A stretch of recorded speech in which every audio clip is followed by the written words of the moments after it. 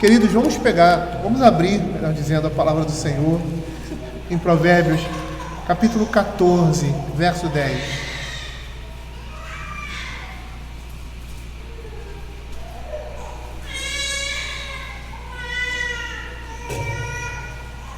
Provérbios 14, verso 10. Diz assim a palavra do Senhor: o coração conhece a sua própria amargura, e da sua alegria não participará o estranho. Vou ler o verso 9. Os loucos zombam do pecado, mas entre os retos a boa vontade. O coração conhece a sua própria amargura, e da sua alegria não participará o estranho. Apesar de darmos continuidade ao verso 10, como temos sempre feito, sempre falamos do verso anterior, dando uma introdução, lembrando a igreja e no devido momento fazendo uma ligação direta ou não do verso precedente com o verso que vamos apresentar. Mas lembrando que nós falamos na última pregação, nós vimos no verso 9 que o insensato menospreza e desdenha da reparação. Nós vimos também que a culpa traz castigo, e todos aqueles que continuam em sua culpa, não fazendo reparação do erro, certamente perecerão. Vimos que o insensato é aquele que menospreza essa reparação pela culpa, uma vez que ele zomba do pecado. Vimos também que a culpa do pecado nos é revogada pelo sacrifício de Cristo, e que como novas criaturas devemos fazer reparação do nosso pecado contra o nosso próximo. E mais, devemos ir além do que a lei exige de nós, não só nos arrependendo do nosso pecado, pedindo perdão e fazendo reparação, mas mesmo quando não pecamos, mas sabemos que alguém tem algo contra nós, devemos buscar reconciliação, fazendo tudo o que depender de nós para termos paz com todos os homens. Isso vai ao encontro do que está nas Sagradas Escrituras, conforme a instrução do apóstolo Paulo aos crentes de Roma. E lá no versículo 18 do capítulo 12 de Romanos, ele diz assim: se possível, quando depender de vós, tende paz com todos os homens. Mas seria interessante nós entendermos o contexto que está traçando esse verso 18, que está em torno, o perfil que é traçado pela Escritura de homens que buscam reconciliar-se com o seu próximo, perdoando suas faltas, dentro desse contexto que Paulo mostra ali, lá em Romanos capítulo 12, versos de 9 a 20, abram aí. E é dentro desse contexto que ele diz: se possível, quando depender de vós, tende paz com todos os homens. Veja aqui o que a Escritura vai dizer, verso 9: o amor seja sem hipocrisia, detestai o mal, apegando-vos ao bem. Amai-vos cordialmente uns aos outros com amor fraternal, preferindo-vos em honra uns aos outros. No zelo não sejais remisso, sede fervorosos de espírito, servindo ao Senhor. Regozijai-vos na esperança, sede pacientes na tribulação, na oração perseverante. Compartilhai as necessidades dos santos, praticai a hospitalidade, abençoai os que vos perseguem, abençoai e não amaldiçoeis, alegrai-vos com os que se alegram e chorais com os que choram. Tende o mesmo sentimento uns para com os outros, em lugar de seres orgulhosos, condescendei com o que é humilde. Não sejais sábios aos vossos próprios olhos, não torneis a ninguém mal por mal, esforçai-vos por fazer o bem perante todos os homens. E aí o texto, verso 18, dentro desse contexto: se possível, quando depender de vós, tende paz com todos os homens. Não vos vingueis a vós mesmos, amados, mas dai lugar à ira, porque está escrito: a mim me pertence a vingança, eu é que retribuirei do Senhor. Pelo contrário, se teu inimigo tiver fome, dá-lhe de comer, se tiver sede, dá-lhe de beber, porque fazendo isto, amontoarás brasas vivas sobre a sua cabeça. Não te deixes vencer do mal, vence o mal com o bem. Perceba o contexto em que isso está escrito.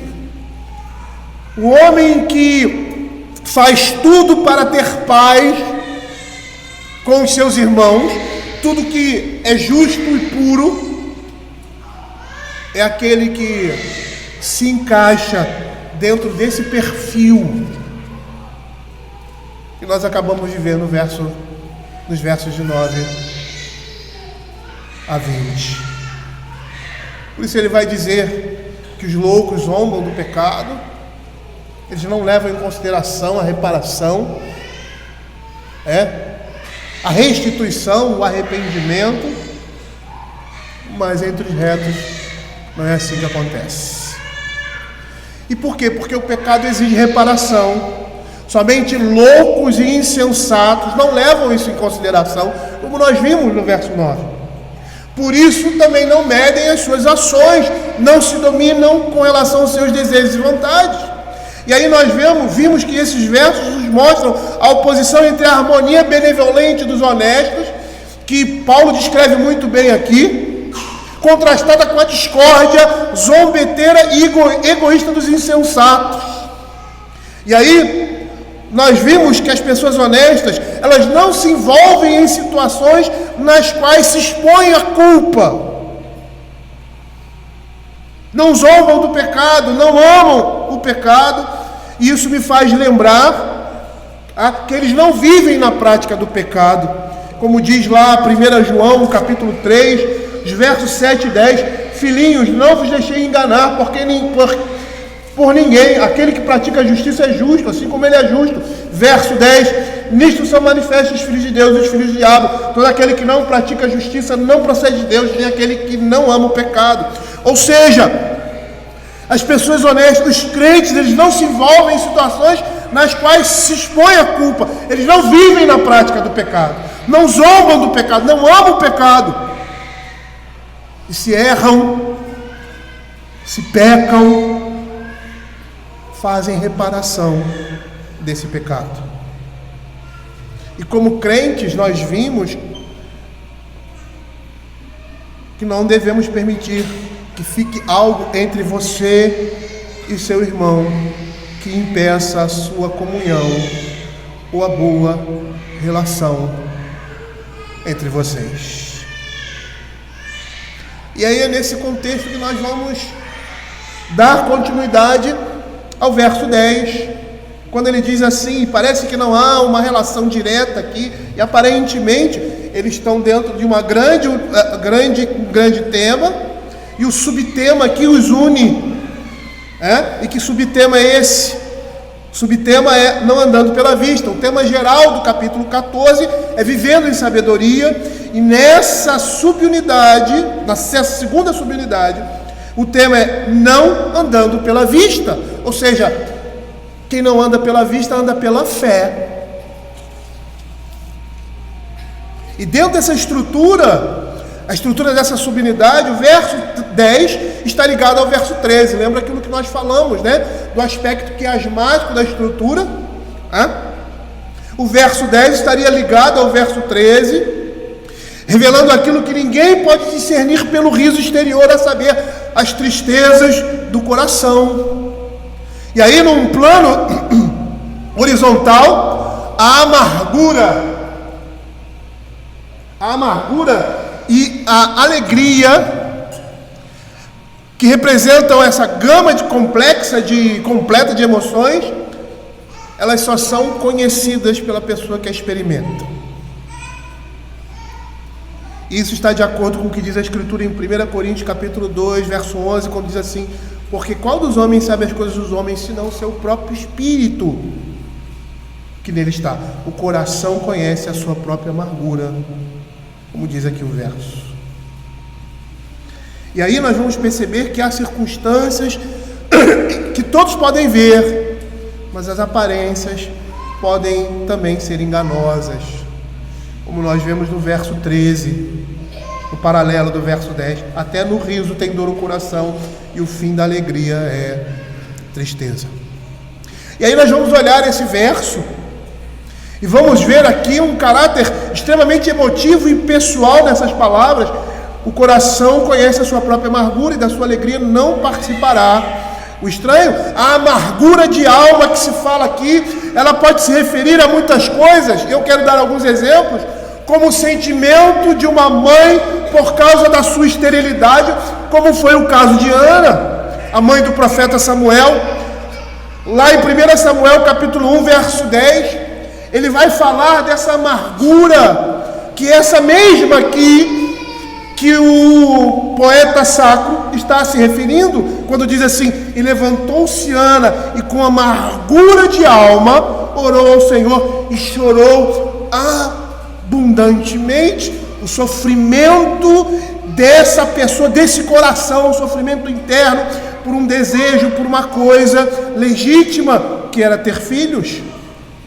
Ou então, caracterizando esse aspecto aí, esse amargor de alma, alguém que foi lesado por um furto enganoso, como por exemplo Esaú, lá em Gênesis 27, 34, quando a Escritura fala dessa amargura e diz assim: como ouvisse Esaú tais palavras de seu pai, bradou com um profundo amargor, e lhe disse: abençoa-me também a mim, meu pai. Ou essa amargura de alma, essa aflição pode ser sentida por causa de sofrimentos e dificuldades pessoais, como as perdas ou doenças que Jó e o rei Ezequias passaram na vida. E aí você percebe lá em Jó capítulo 7, verso 11, as palavras de Jó demonstrando o amargor da sua alma, quando diz assim: por isso reprimirei a boca, falarei na angústia do meu espírito, queixar-me-ei na amargura da minha alma. A alma dele estava profundamente amargurada, angustiada por causa dos sofrimentos que ele estava passando. Veja também Isaías capítulo 38, verso 15. E essa amargura de Jó é pelas perdas que ele sofreu, não somente perdas financeiras, mas principalmente a perda física, os seus filhos, a sua saúde, a sua integridade. Todas essas coisas se foram. E o que ficou? Essa angústia, essa amargura no coração dele. Veja aqui Isaías, no profeta Isaías, falando ali do rei Ezequias e do sentimento que ele teve quando soube que estava doente para a morte, e ele clama ao Senhor, e o Senhor ali concede mais 15 anos, se eu não estou enganado, de vida a esse homem. E aí ele diz assim no verso 15 do capítulo 38: que direi? Como prometeu, assim me fez, passarei tranquilamente por todos os meus dias, depois da amargura da minha alma. Então, são sentimentos que nós temos em nosso coração, em nossa alma, consequente de alguma coisa que acontece em nossas vidas. As perdas, doença, morte, humilhações e dificuldades que nós passamos. E é interessante, eu que gosto de trabalhar com as palavras, né? A amargura vem de amargo, azedo. No original, nós temos a palavra mara, que é usada por Noemi, lá em Ruth, capítulo 1, verso 20, quando ele diz assim: não me chameis mais Noemi, chamai-me Mara, por causa do sofrimento da minha alma, porque ela perdeu um marido e 2 filhos. Ela estava amargurada, a sua alma estava azeda por causa do sofrimento, da aflição que lhe vem ao coração. E eu não sei, eu acho, né? Acho não, tenho certeza. Não sei, acho, tenho certeza. Uma evolução rápida aqui. Que as maiores dores e os maiores ferimentos são os ferimentos da alma.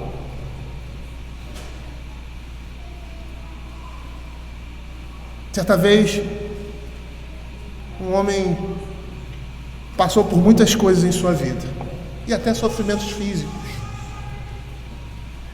Mas quando ele teve um aborrecimento no meio da sua família, o pecado, esse homem disse que o sofrimento dele E aquilo que ele sentiu foi pior do que a morte de um ente querido. Pior do que a morte de um ente querido. O sofrimento por causa do pecado é maior do que a perda de uma pessoa que nós amamos. Muitas vezes nós dizemos, eu já ouvi isso muito de muitos pais, que preferia que seus filhos estivessem mortos a estarem no caminho que estão andando, por causa da amargura do coração. Não que eles queiram que seus filhos morram, mas que era preferível ter esse sentimento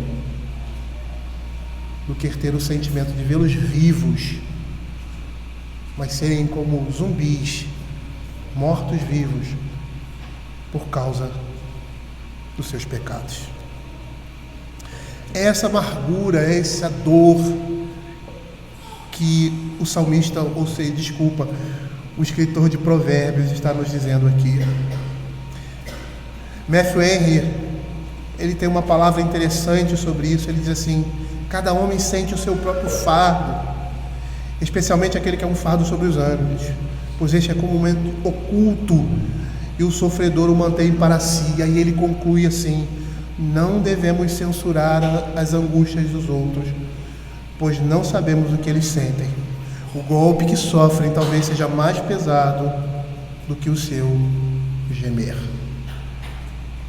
E aí, nesse contexto, é como se ele dissesse assim: o estranho desconhece isso. E aqui o estranho aqui seria o ímpio. O estranho desconhece esse sofrimento de alma. E aí ele também não conhece a alegria. Seria aí um paralelismo impreciso, Ou seja, seria uma inferência. O texto não está dizendo isso, mas seria uma inferência pela estrutura lógica e paralelística do texto. Isso chama-se um paralelismo impreciso.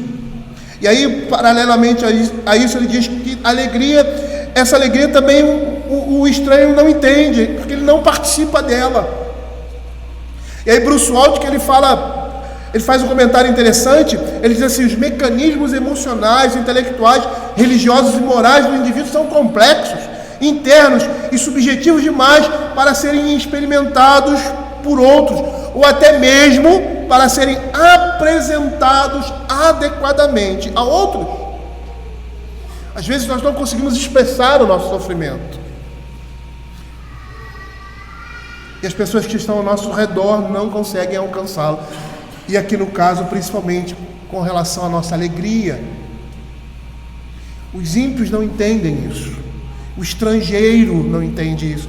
E o estranho aqui seria essa conotação do homem insensato, do homem imprudente, daquele que não é sábio.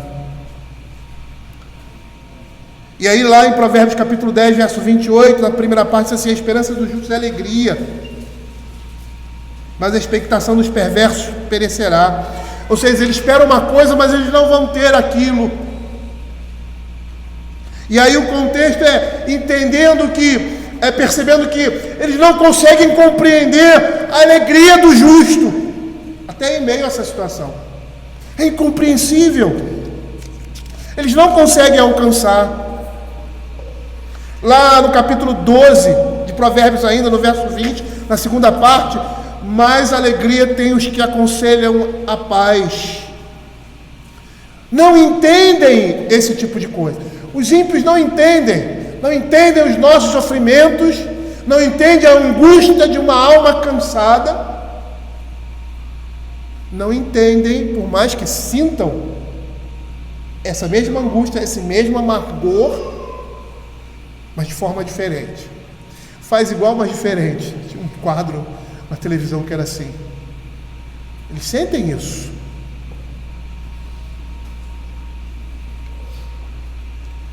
mas não como nós.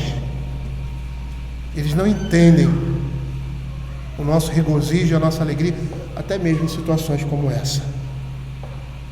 E aí, quando a gente olha para esse texto, quando diz da individualidade dos sentimentos,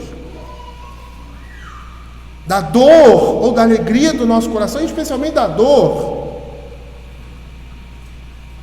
nós vamos perceber que somente Deus tem um conhecimento absoluto do coração humano. Deus conhece o seu sofrimento, o meu sofrimento, as minhas angústias, a minha aflição, e a Escritura, ela está cheia, eu só vou citar os textos de Provérbios, de textos que nos dizem isso, que o Senhor tem o conhecimento absoluto do nosso coração. Provérbios capítulo 15, verso 11. E perceba que entender isso vai gerar em nós, como toda doutrina ou todo ensinamento que a palavra de Deus diz, vai gerar em nós uma ação. Por causa disso, por entender que o Senhor conhece o nosso coração, por entender que só Ele conhece as angústias da nossa alma de forma profunda. Veja aí, o além e o abismo estão descobertos perante o Senhor, quanto mais o coração dos filhos dos homens. Se as coisas maiores estão contempladas, quanto mais as coisas menores. É assim que funciona. Se tudo está descoberto diante do Senhor, o coração do homem, que é diante do além e do abismo, não é nada, também está descoberto. Abra Provérbios capítulo 16, verso 2, veja aqui. Todos os caminhos do homem são puros aos seus próprios olhos, mas o Senhor, Ele pesa o espírito, Ele sonda o espírito. E aí, interessante, porque isso aí vai apontar para aquilo que eu quero falar logo depois disso, que seria a consequência de entender que o Senhor conhece as nossas aflições, o nosso sofrimento. Ele conhece como ninguém. Provérbios 21, 2.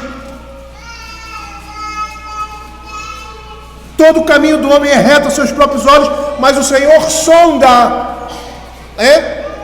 Sonda.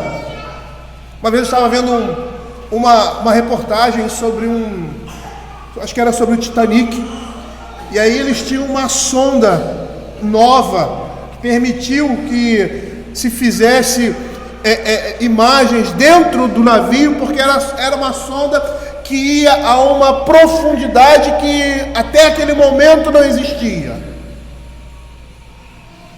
O Senhor sonda o nosso coração até o mais profundo dele, onde ninguém pode chegar.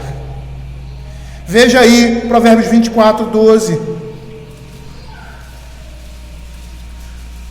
Se dissermos não soubemos, não perceberá aquele que pesa os corações, não saberá aquele que atenta para a tua alma, e não pagará ele ao homem segundo as suas obras. Percebam aí a palavra de Deus dizendo que somente Deus tem um conhecimento absoluto do coração do homem. Ele conhece o seu sofrimento, Ele conhece a sua amargura, Ele conhece a aflição da sua alma. E como eu disse, todo conhecimento, verdade ou doutrina, ela existe para ser aplicada na nossa vida. E o que fazemos quando entendemos isso? O que fazemos quando nós entendemos que o Senhor é aquele que conhece o mais íntimo e até mais do que nós mesmos conhecemos? Como nós vimos lá em Provérbios, se eu não me engano, 16, 12, todos os caminhos do homem são puros aos seus próprios olhos, mas o Senhor pesa o coração. Veja a oposição aí, o mais aí, quer dizer, ele está dizendo que os olhos do Senhor vão além daquilo que o homem às vezes entende de si mesmo. Porque ele pode entender errado de si mesmo e do seu coração, porque o seu coração é enganoso. Então ele mesmo não tem o controle, muitas vezes, disso, de entender o que se passa dentro de si. Você já... Alguém vai dizer que isso é tendência depressiva, mas se você já se entristeceu, de vez em quando acontece isso comigo, por nada. Às vezes você olha algum pecado, né? Mas assim, por nada, aquele dia que você acorda assim introspectivo, tudo chama a sua atenção.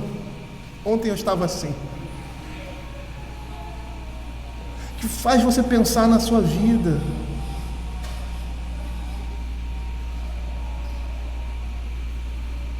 Às vezes nós não sabemos o que passa dentro de nós, mas o Senhor sabe. Olha o que o Salmo 139, 23 e 24 diz: sonda-me, ó Deus, e conhece o meu coração. Prova-me e conhece os meus mandamentos. Vê se há em mim algum caminho mau e guia-me pelo caminho eterno. Ele pede para que o Senhor esteja julgando o seu coração. Se Ele pede para que o Senhor esteja avaliando o seu coração, é porque Ele tem capacidade, Deus tem capacidade de avaliar aquilo que nós não podemos avaliar a respeito de nós mesmos.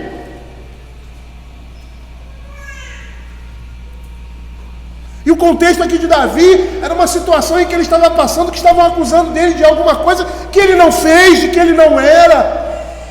E mesmo nessa situação ele pede assim: Senhor, vê se eu pequei aí em algum lugar aí, no meu coração, porque eu não estou vendo.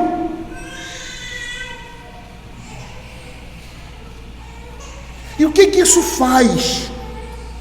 Qual é a resposta que nós temos quando entendemos isso, quando conhecemos isso?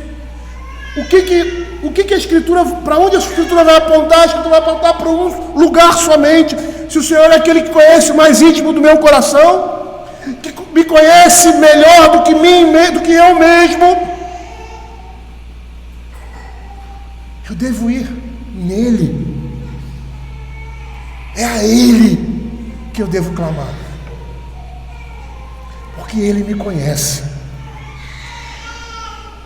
O provérbio aqui está nos mostrando a dignidade e a importância de cada indivíduo e nos advertindo para não avaliar os outros segundo aparências exteriores. E um exemplo bastante objetivo com relação ao que temos aqui é o caso de Jó e de seus amigos. Eu não sei se você conhece essa história. Se você não conhece, leia sobre Jó. A Bíblia é um livro que deve ser conhecido por todos os crentes, mas existem alguns pontos na Escritura, que vão apontar, e essas verdades todas que você vê na Bíblia, elas estão ali, embutidas em todos os textos, ou de uma forma clara, ou de uma forma obscurecida, mas estão ali. E um desses livros é Jó.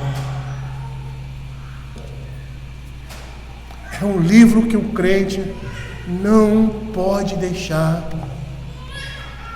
de ler.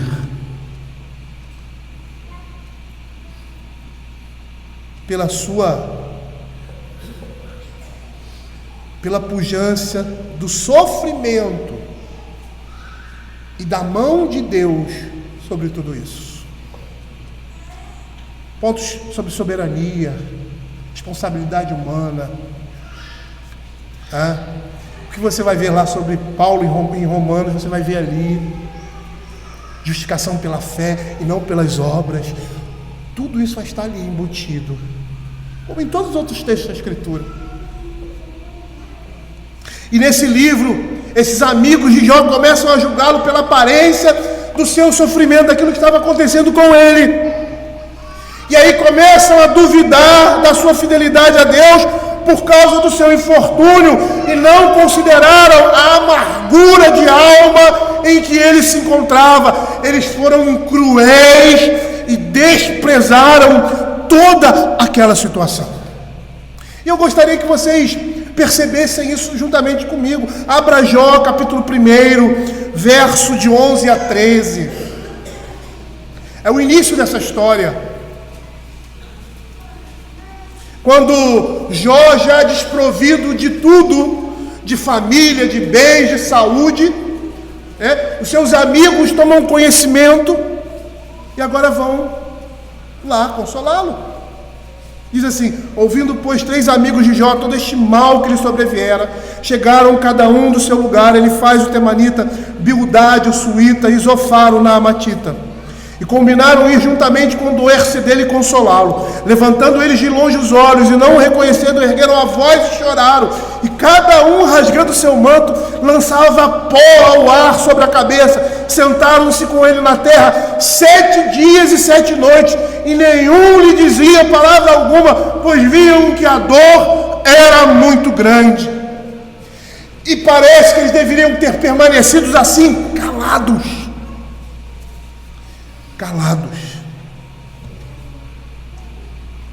E é interessante porque em situações como essa de Jó, o que os nossos amigos mais precisam, por vezes, é saber que você está ali. Eu me lembro, abrindo um parênteses, quando meu pai faleceu, eu vi determinadas pessoas que foram lá, alguns que eu nem via por muito tempo. E como eu fiquei feliz de ter aquelas pessoas ali, de vê-las, nem pude conversar com todos. Naquele momento de dificuldade, naquele momento de dor, pela perda de uma pessoa amada, às vezes a única coisa que você quer é que aquele seu amigo, ou aquela pessoa que está ali, troque um olhar com você. Apenas isso. E diga com os olhos: estou aqui. Eu compartilho da sua dor.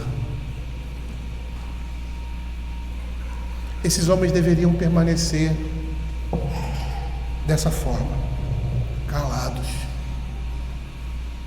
O que dizer numa situação como essa? O coração conhece a sua própria amargura. Mas o que eles fazem? Eles começam a julgá-lo pela intensidade do seu sofrimento. Quando Jó começa a colocá-lo para fora. E assim o que eles fazem? Partem para acusá-lo de algum pecado. Abra Jó capítulo 4, versos de 7 a 9. Veja o que um de seus amigos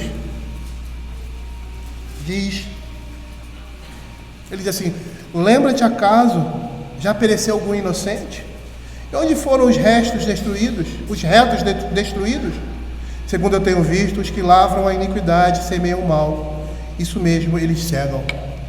Com o hálito de Deus perecem, e com o assopro da sua ira se consomem. E aí vejam a resposta de Jó, a insensibilidade de seus amigos e o julgamento apressado deles. Abra Jó, capítulo 6, os versos 14 e os versos 21 a 29, ele diz assim: ao aflito deve o amigo mostrar compaixão, a menos que tenha abandonado o temor do Senhor, o temor do Todo-Poderoso. Veja aqui o que ele está dizendo. Ele diz que o amigo deve mostrar compaixão, e principalmente e essencialmente porque aquela pessoa permanece justa. É como se ele estivesse dizendo: eu estou sofrendo, estou passando por essas coisas, mas eu não pequei por elas, mas estou sofrendo. E a gente sabe que o sofrimento nem sempre tem origem no pecado. Apesar de todo sofrimento ter origem no pecado original, por causa do pecado original, os homens sofrem dores de cabeça, câncer, de traição, de inimizade. Todos esses sentimentos vieram, todos ruins, por causa da origem do pecado. E muitas vezes o nosso pecado aqui, no momento, gera sofrimento para nós. Pecamos e por causa disso sofremos. Ou como resposta ao pecado, porque todo pecado traz a morte consigo, ou como o próprio sofrimento pela coisa feita. Mas sempre há esse sofrimento. E ele diz assim: vocês deveriam ter compaixão de mim, porque eu também temo ao Senhor. Veja o que ele diz agora nos versos 21 a 29. A resposta à insensibilidade desses homens. É como se ele tivesse dizendo: tem compaixão de mim porque sou um irmão de vocês. Eu sou irmão, né? E não é isso que a gente faz. Nosso brother, nosso irmão, quando ele sofre, a gente sofre também. ao sofrimento mútuo. Por mais que a intensidade do nosso sofrimento nem chegue, mas você vê aquela pessoa sofrendo, você fica triste, você se entristece. É isso que ele queria que eles fizessem. Inicialmente parece que era isso que eles fizeram. Sentando ali 7 dias, calados, sem fazer nada, só compartilhando da dor dele.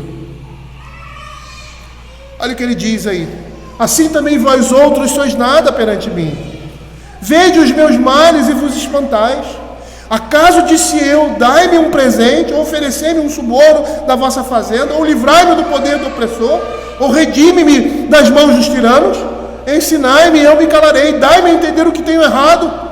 Oh, como são palavras persuasivas, as palavras retas, mas que é o que repreende a vossa repreensão? Acaso pensais em reprovar as minhas palavras, ditas por um desesperado ao vento? Até sobre o órfão lançarias sorte, especularias com o vosso amigo. Até sobre o órfão lançarias sorte, especularias com o vosso amigo. Agora, pois, se sois servidos, olhai para mim e veja que não minto na vossa cara. Tornai a julgar-vos, peço que não haja iniquidade. Tornai a julgar e a justiça da minha causa triunfará. A Escritura vai dizer que nós temos que ter simpatia uns pelos outros. Devemos ser piedosos com o sofrimento dos nossos irmãos e não julgá-los pela aparência. E lá Romanos capítulo 12, que nós acabamos de ler no verso 15, ele vai dizer assim: alegrai-vos com os que se alegram e chorai com os que choram. Compartilhai aí das necessidades dos santos. Tende os mesmos sentimentos uns para com os outros, em lugar de serem orgulhosos. Condescendei com quem é humilde, não sejais sábios aos vossos próprios olhos. Ao saber que o Senhor conhece todas as coisas, só Ele pode conhecer. Só Ele tem a capacidade de conhecer no íntimo e sentir profundamente o que nós sentimos. Isso nos leva a fazer como Ana, em situações como essa: orar para o sumo sacerdote compassivo, clamar pelo seu consolo, porque Ele nos conhece melhor do que nós mesmos nos conhecemos. Lá em 1 Reis, capítulo 8, verso 28, o suplicante ali diz assim: atenta, pois, para a oração do teu servo e para a sua súplica, ó Senhor, meu Deus, para ouvires o clamor e a oração que se faz hoje o teu servo diante de ti. Ele conhece, Ele conhece, e é a Ele que nós precisamos pedir auxílio. Abre Hebreus capítulo 4, verso 15 e 16. Veja o que a palavra de Deus vai dizer: porque não temos um sumo sacerdote que não possa compadecer-se das nossas fraquezas. Antes foi Ele tentado em todas as coisas à nossa semelhança, mas sem pecado. Acheguemo-nos, portanto, confiadamente junto ao trono da graça, a fim de receber de misericórdia e acharmos graça para socorro em ocasião oportuna. Acheguemo-nos confiadamente, por quê? Porque Ele é o sumo sacerdote, Ele conhece o nosso coração, Ele conhece o nosso desejo, Ele conhece o profundo da nossa alma, e só Ele pode dar esse consolo. Esse consolo pode vir por meio de uma oração, você orar ou por meio da palavra, ou por meio de um conselho de um irmão que represente a palavra de Deus, é lógico, porque é somente Ele que pode dar. E às vezes nós somos consolados sem palavra alguma, ali Deus falando no nosso íntimo, para mostrar que é Ele quem consola o coração dos homens. Isso é possível naqueles que têm o Espírito Consolador. E essa é a promessa dele. Que ele iria e deixaria. Aquele que é o conhecido no grego como Paráclitos, o Consolador das nossas almas. Veja o que Matthew Henry fala a respeito disso. Ele diz assim: muitos sentem um prazer secreto, especialmente em consolações divinas, do que outros que não têm consciência e muito menos compartilham. E assim como as tristezas de um penitente, também as alegrias de um crente são tais que o estranho não se envolve com elas e, portanto, não pode julgá-las de maneira competente. O tema dessa subunidade fala que nós não devemos andar pela vista. É sábio não andar assim. Por quê? Porque senão podemos acabar como os amigos de Jó, necessitando da intercessão do irmão que ferimos com os nossos juízos precipitados. E veja aí, abre aí Jó 42, versos 7 a 9, quando ele diz assim: tendo o Senhor falado essas palavras a Jó, 42, 7 a 9, o Senhor disse também a Elifaz o temanita: a minha ira se acendeu contra ti, contra todos os teus amigos, porque não disseste de mim o que era reto como meu servo Jó.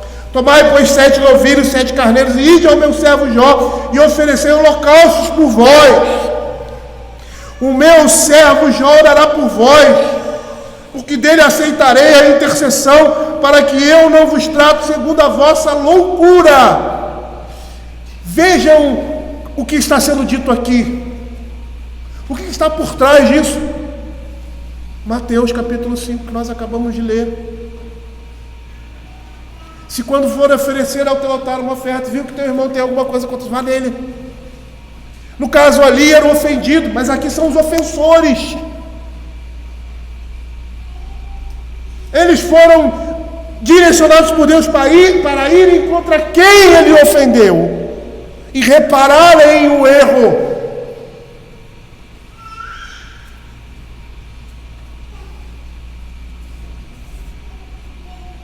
Verso 8 no finalzinho: vos trate segundo a vossa loucura, porque vós não disseste de mim o que era reto, como meu servo Jó. Então foram Elifaz, o temanita, Bildade, o suíte, o Zofar, o namatita, e fizeram como o Senhor lhes ordenara, e o Senhor aceitou a oração de Jó. Apesar de agirem de forma insensata e estulta, eles aqui são aqueles que são de boa vontade, no verso 9, mas entre os retos há boa vontade. Perceba aqui que eles fizeram a devida reparação e não permaneceram na sua loucura. Os loucos zombam do pecado, mas entre os retos há boa vontade. Veja o que Matthew Henry diz: se eles transgridem alguma coisa, imediatamente se arrependem e obtêm a benevolência de Deus. Eles têm boa vontade entre si, e entre eles, em suas sociedades, existem caridade e compaixão mútuas. Em casos de transgressões, não há escárnio. É interessante como esses versos se ligam, como eles estão tão ligados, sem mesmo estarem ligados diretamente. E eu gostaria de concluir, queridos, na perspectiva de tudo que nós falamos aqui. Nós não devemos censurar as angústias dos outros, pois muitas vezes nós não sabemos o que eles sentem. O golpe que sofreram talvez seja mais pesado do que o seu gemer. Eles estão gemendo pouco, estão sofrendo muito. E eu me incluo muito nisso, porque todas as vezes que eu passei por uma situação como essa, de dificuldade, e tem 3 momentos pontuais na minha vida, um deles muito pessoal, não dá para compartilhar, mas outros, Davi e a morte do meu pai, nascimento do Davi. Naquela hora eu estava sofrendo, mas não aparentava isso. Não aparentava naquele momento. Eu, de uma certa forma, havia me preparado no caso do meu pai, mas não tanto no caso do Davi, para o pior. mas só as pessoas nem as pessoas que me conheciam perguntaram para mim assim: poxa, você estava tão bem, você estava tão inteiro, né? Mas dentro de mim, meu coração estava quebrado, muito quebrado. A iminência de ter meu filho indo embora para o Senhor, foi um período de 45 dias de sofrimento. As mulheres expressam isso mais facilmente. A Simone expressava isso no seu semblante. Você olhava para ela, você percebia o desgaste, o sofrimento e a sua alma sofrida. Você olhava para mim, você não percebia muito isso. É por isso, Davi, que de vez em quando eu fico chorando, em casa. É porque eu lembro dessas coisas. Ele fica brincando comigo: o papai está chorando.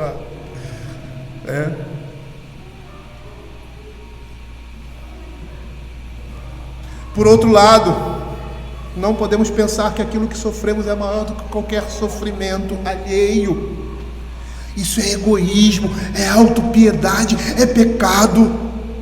E as aparências podem enganar, e por trás de um sorriso pode haver grande dor no coração, como diz o verso 13.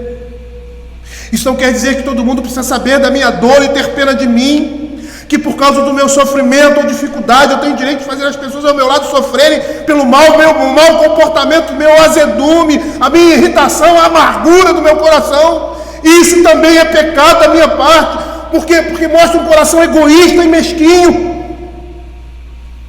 Porque o mundo ao meu redor não pode estar feliz porque eu estou infeliz, porque eu estou sofrendo, então eu vou fazer com que as pessoas sofram.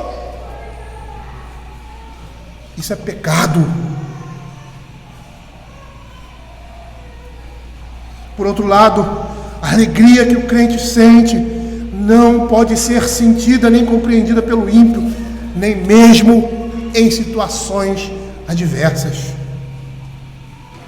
Porque o que realmente nos consola o crente, é sabermos que apesar de qualquer situação, temos nosso Deus como pastor de nossas almas. Mas há uma coisa interessante aqui. Nós precisamos entender que todo sofrimento e dificuldade que passamos, indistintamente, tem um propósito para a igreja. Além da própria situação, além do tratamento de Deus na minha vida, tem um propósito para a igreja. E esse propósito é o conforto que podemos dar aos que sofrem o que nós sofremos e receber o consolo que nós recebemos por meio de nós, o consolo que recebemos do Senhor. E é isso que o apóstolo Paulo vai falar em 2 Coríntios capítulo 1, versos de 13 a 11, e eu gostaria que os irmãos abrissem aí. 1 Coríntios capítulo 1, versos de 13 a 11.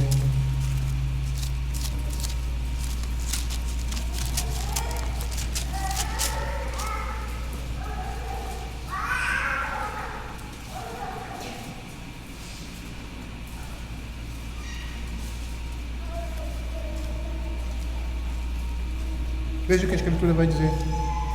Bendito seja o Deus e Pai de nosso Senhor Jesus Cristo, o Pai de misericórdias e toda consolação.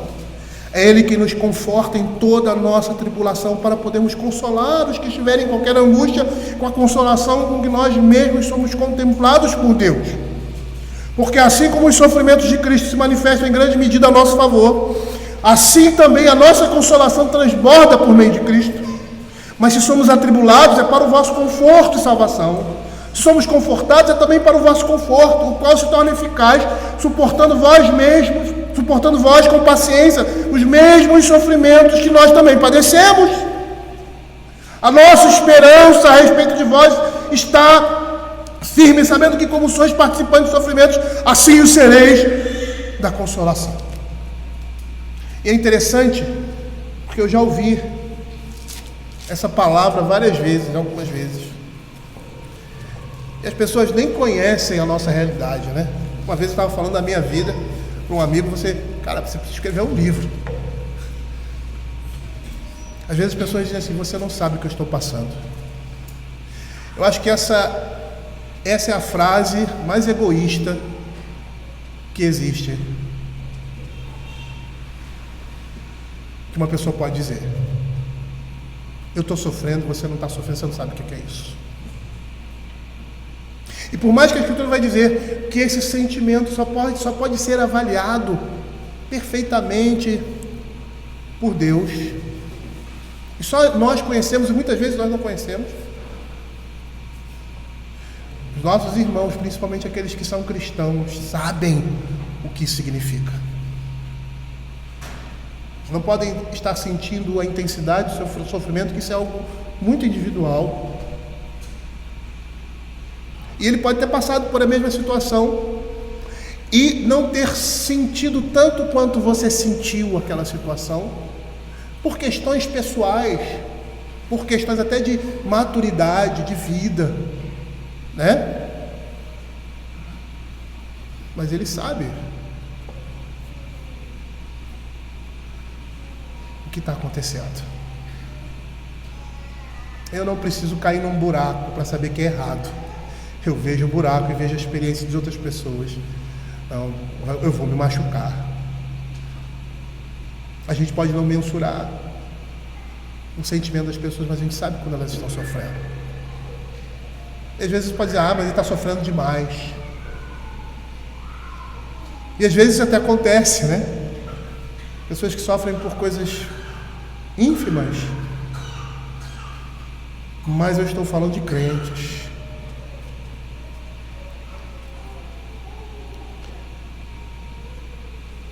Veja o que o texto continua dizendo. Verso 7. A nossa esperança a respeito de vós está firme, sabendo que como sois participantes do sofrimento, assim os sereis da consolação. Porque não queremos, irmãos, que ignoreis a natureza da tribulação que nos sobreveio na Ásia, porquanto foi acima das nossas forças, a ponto de desesperarmos até da própria vida. Essa foi uma situação em que o apóstolo Paulo diz, vou morrer, acabou, não tem como, ele passa por muita dificuldade. Eu não sei se esse momento aqui em que ele é apedrejado, é dado como morto, pode ser, não lembro, não vou lembrar agora, mas ele viu que a vida dele estava indo. Eu não sei se alguém já teve esse sentimento aqui, né? Ixi, acabou. Mas é um sentimento de que não existe saída. Eu vou morrer. E certa vez eu vi um pastor americano pregando sobre esse texto, e ele disse, falando sobre sofrimentos, ele disse assim: meus irmãos, quando você passa por uma situação, Deus está querendo falar ao seu coração. E essa era uma coisa que sempre o Alfredo falava para nós, aproveitarmos os momentos de dificuldades, que Deus quer falar conosco através dele. Deus quer consertar algumas coisas em nossas vidas, seja relacionado àquilo, à situação em si, diretamente ou não. E aí esse homem, ele diz uma coisa: por mais que o sofrimento na vida das pessoas tenha um objetivo específico, às vezes nós nem descobrimos esse objetivo, ou vamos ver lá na frente qual era o propósito. Como Davi, foi-me bom ter passado para a aflição, para que aprendesse os decretos. Mas uma coisa ele diz: todo crente, seja a dificuldade ou a provação que ele passa, todo crente precisa ter um ensinamento. Esse é o ensinamento padrão, porque é isso que o sofrimento, em primeiro lugar, vai nos mostrar, independente do caso específico ou daquilo que Deus quer falar ao seu coração especificamente. E é entender que ele precisa colocar o seu coração no Senhor e confiar nele. E aí Paulo no verso 9 diz assim: contudo já em nós mesmos tivemos a sentença de morte, para que não confiemos em nós, e sim no Deus que ressuscita os mortos, o qual nos livrou e livrará de tão grande morte, em quem temos esperado que ainda continuará a livrar-nos, ajudando-nos também vós com as vossas orações a nosso favor, para que por muitos seja dada graça ao nosso respeito, pelo benefício que nos foi concedido por meio de muitos. E é por isso, querido, que devemos ouvir o que a Escritura nos diz, quando fala assim, em 1 Tessalonicenses, capítulo 5, verso 8, consolai-vos uns aos outros, edificai-vos reciprocamente, como também estáis fazendo. Paulo, em outra situação, ele vai dizer a mesma coisa em 2 Coríntios capítulo 1, verso 4, que foi o texto que nós lemos aqui, quando ele diz assim: porque no meio de muitos sofrimentos e angústias de coração vos escrevi com muitas lágrimas, para que não fiqueis entristecidos, mas para que conheceis o amor que vos consagro em grande medida. Entender que é nesses momentos que Deus está tratando o nosso coração, e que essas coisas servem também para consolarmos os nossos irmãos. Tem um propósito para a igreja, além da própria situação em que nós vivenciamos.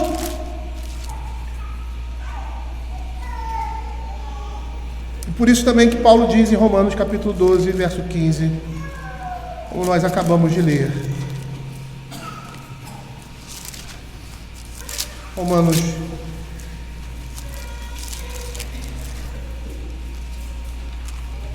alegrai-vos com os que se alegram e chorai com os que choram. O coração conhece a sua própria amargura, e da sua alegria não participará o estranho. Vamos orar.